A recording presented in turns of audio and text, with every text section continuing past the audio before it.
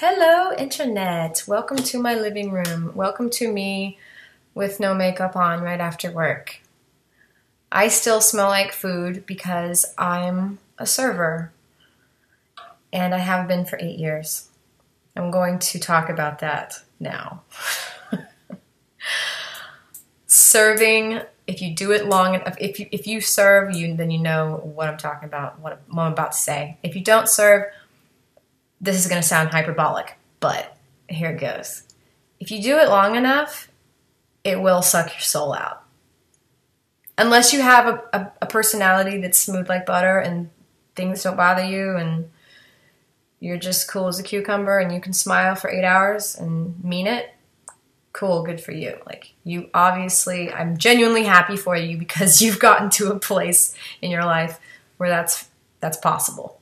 But if you're not that personality, and most of us are not, you have to fake it so much at work that eventually it starts to strain.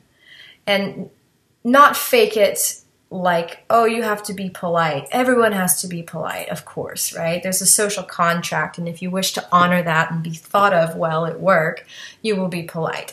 In any profession, absolutely. I'm talking about something different, which is the hospitality industry.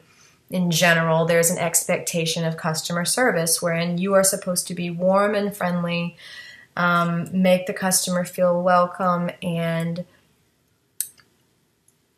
here in the States it goes a step further. The customer's always right.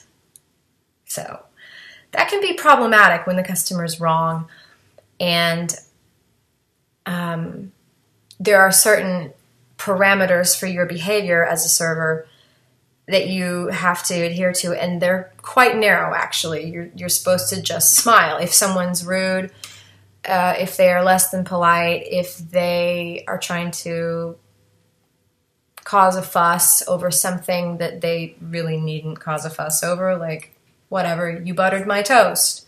I asked for my toast unbuttered, and you buttered it. Well, there's a polite way to handle it, a not so polite way to handle it, and then an out and out rude way to handle it, which creates chaos. And as a customer, I mean, you can say, please send my toast back. It came out wrong.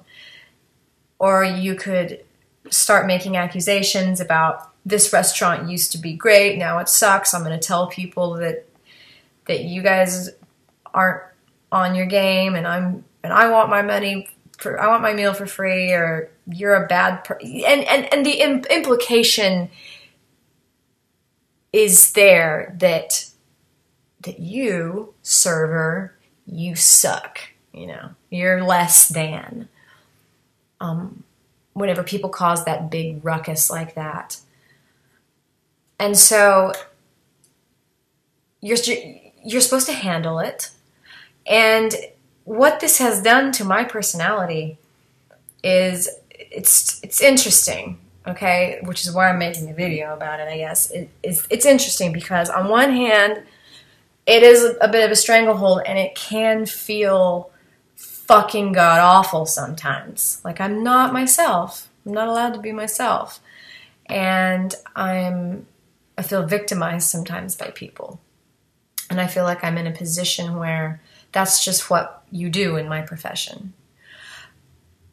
Which sucks, and fuck that, right? But at the same time, the flip side of that is that it has really, handling people like that, difficult people, difficult customers, people who are throwing their weird psychic bullshit at you with their problems, their insecurities, or whatever it is that's causing them to act out in the way that they are.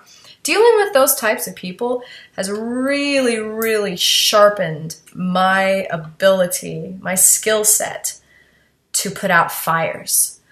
Dude, like, I can handle those people before they cause a fuss. I can get them pacified and out the frickin' door. Which is something that is so very useful for life. And if you are someone who manages other people, or you interview people for whatever the position is, and you see that they have restaurant experience as a server and they lasted longer than a year, then you know that that person has the ability to handle difficult situations with customers. And that's a valuable skill set. It really and truly is. By and large, people are fine. Customers are fine. They are. By and large, they're fine. But the people who are rude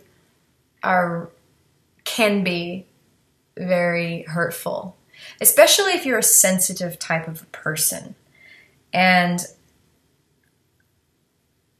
I would describe myself as sensitive, so it can be hard to just say, that's about them. That's just that's the way they go through life, is they're pissy. That person's just pissy, either today or always. I have a lot of regulars, some of whom are just always pissy. That's just how they are. And as a sensitive person, it can sometimes be difficult to brush that off and remember that it's not about me. But there again, there's a lesson learned. It's not about me. And that's helped. That's helped me outside of work. Whenever someone's being difficult and expecting me to fix it or trying to put it off like I am the cause of whatever.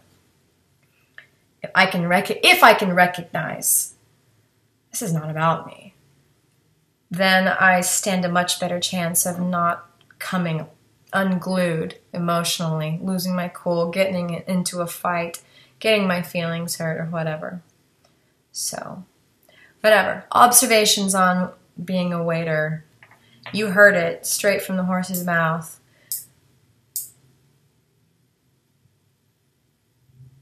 In conclusion, tip your server. 10% is no longer an acceptable tip. 15% is the new standard. Even if you live in the buckle of the Bible Belt or in some place where the economy is not so hot, if you can't afford to tip 15%, you can't afford to go out to eat. Okay? All right. 15% is the new minimum. 18% for good service. 20% for really good service. 25% if they really go above and beyond, or if you have a particularly high maintenance request and they accommodate it without blinking an eye. Okay? All right. That's all I had to say for now. Everybody, have a good day. Be nice to your server.